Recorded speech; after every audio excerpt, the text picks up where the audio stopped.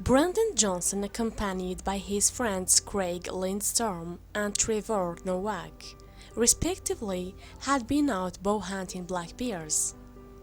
Nowak had found one and shot it, but instead of firing a second row, he chose to let it wander and die on its own. Now, it's worth noting the three men, Johnson especially, had been hunting since they were young. With nearly 4 decades of experience, Johnson knew his way around the woods. He certainly wasn't an idiot. The men were worried that the bear meat, which they would preserve, would spoil in the heat once it died. So they set out 4 hours later into the woods. They felt that the bear would have bled out by then. Though they all carried headlamps, only one of the men had a firearm. And it wasn't Johnson, Lindstorm's Glock. 45 would prove to be essential, but he'd be too far away from the bear to use it. Before long, they were able to find the trail of blood that the injured bear had left earlier in the day, in the dim lights. They tracked it through the trees and into a swampy area. The brackish, muddy water was coming up to their knees when the trees cleared out and they found themselves at a river, with no way out but forward. They decided to cross. Nowak, the youngest, went first. He waded in, followed by Johnson, and the water came up to their armpits. When they reached the other side, Lindstrom was about 170 yards behind them, still in the swamp, when he heard them yelling. In the darkness, the two front runners thought they might have found the bear and tried to warn Lindstrom that it might be headed his way. He swept his surroundings quickly with his light, but saw nothing. Little did they know the animal had changed its course. Sensing trouble, Nowak handed his hunting knife to Johnson, who was about to go ahead of him on the trail.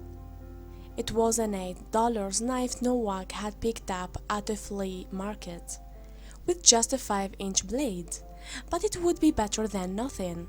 Just a minute later, Johnson had a twig snap.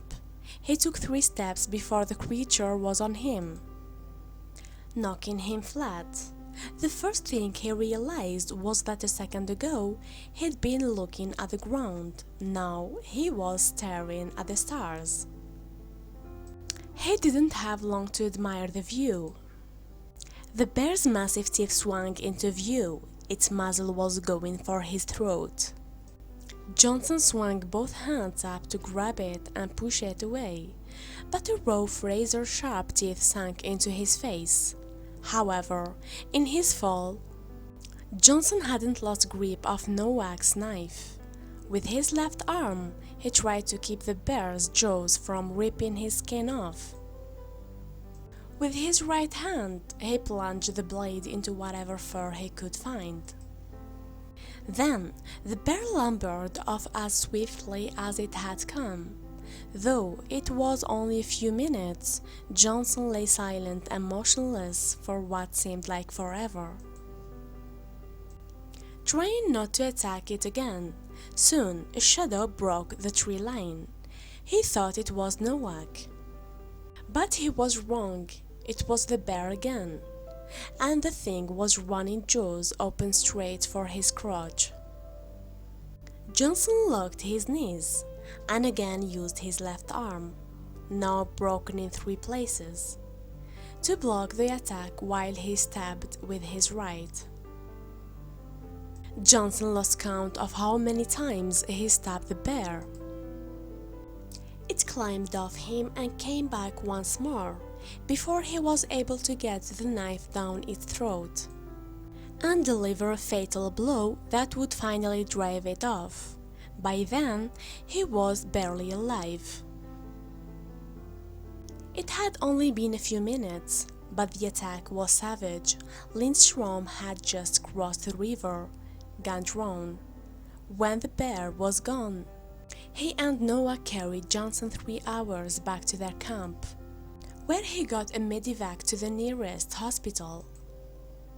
Friends and family contributed to fundraisers to help cover the steep costs of Johnson's medical bills. He required at least 6 surgeries to put him back together, and was lucky and grateful to be alive. 9 months after the attack, Johnson hadn't yet been able to get back to work, but was well enough to be on his feet, and was planning to return hunting.